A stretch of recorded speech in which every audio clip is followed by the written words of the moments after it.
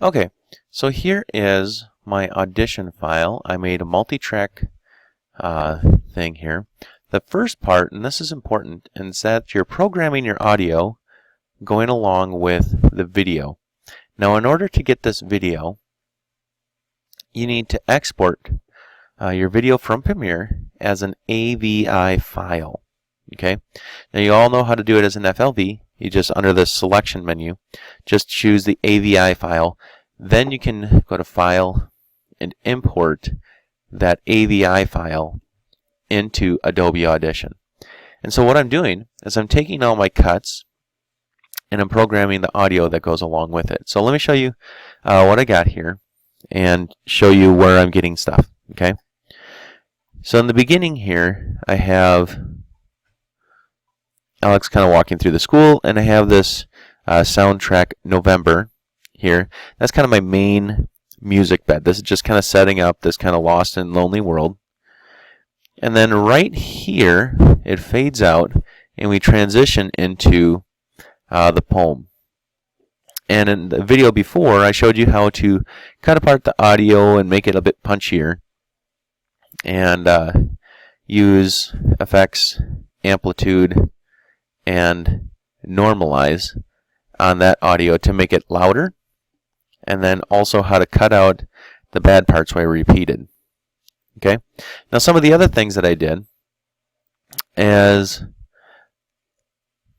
I added some door shutting noises every time one of these lights goes off. Okay, so that backlight goes off there, then that light goes off there, and I have this sound. Now lights don't make a sound, but it sounds more epic when I do that. And on this track here, I put all these kind of door closing noises to when the lights go off. And I did two effects here. I did a graphic equalizer. And on that graphic equalizer, I did a 10-band one, and I really increased the bass end, so you get that really kind of bassy rumble every time a light shuts off. And then I also added an echo, and I just went with the kind of the default echo here. It sounded great, so that it goes every time a light turns off. Okay. As he's running away here, I have this kind of tension sound that's kind of, and it just kind of expands and gets louder, and makes, just kind of grips you and gets it more intense. Then every time a light turns off, again, I added those door closing noises, just kind of give that kind of impending doom.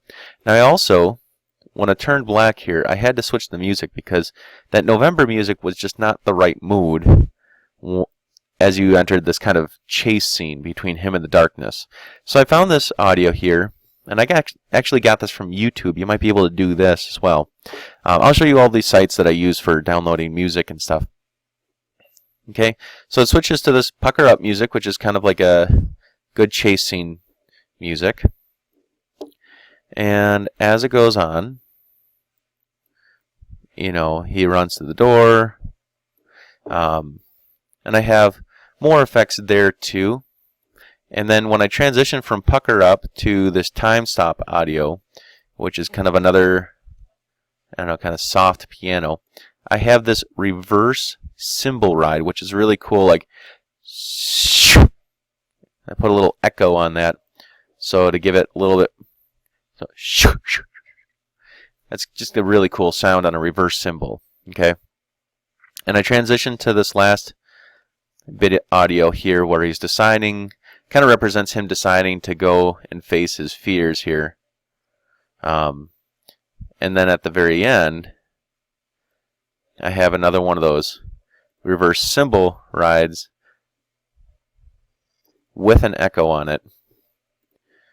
So I put it on the same thing that I did for these door shutting noises. I just put it on there and just worked perfectly. Okay. Now some of the other audios that I used in this were these footsteps. So I found an audio of some footsteps, and I tried to match it up so that each step lines up with him stepping in the scene. And if if you look closely here, I'm going to zoom in. I did some things. You see these kind of crazy lines going all over the place. So I have the blue line is my pan line, and this yellow line is the volume line. So if it's far away, I bring the volume down, and then I pan it, right to left. So he's walking from the right side of the screen. I should actually put it down here, to the left side. So he starts on the right side. He's walking towards the left side. Now he's past center, so I should really put it up there. Okay. And he walks all the way to the left side of the screen. So I click and drag on these lines. And then he's kind of far away in this scene, so I bring this volume line down. Okay? And then every time he's walking, like he goes from right to left here, across the whole thing. Every time he's walking, I want to try and pan the audio clips to match where he is on screen. Okay? Now there's a lot more sounds that I need to program into here. But footsteps, some other stuff. Let me show you where I got these things. Okay? The first place is freesound.org. To log in, the username is tartanart and the password is tartan. The second place that I check for music, okay, so free sound is good for sound effects like footsteps and reverse cymbals and ray guns, fire, whatever. You can find all that stuff on freesound.org. Free Music Archive, you can search by genre. You can also type in like cinematic and you'll come up with all kinds of stuff. And you can find kind of more music here at Free Music Archive that's free to use. The last place that I went to was the audio library on YouTube. So I went to youtube.com/audiolibrary/music. And here you can, search for, cinematic music. And it kind of gives you some descriptions here too, dramatic, inspirational, happy. And there's a lot of things in here. You can choose cinematic there. All kinds of stuff. So those are the places that I find my music, and so you can even find sound effects here, all of which are free to use. If you want to download from here, you just click download there.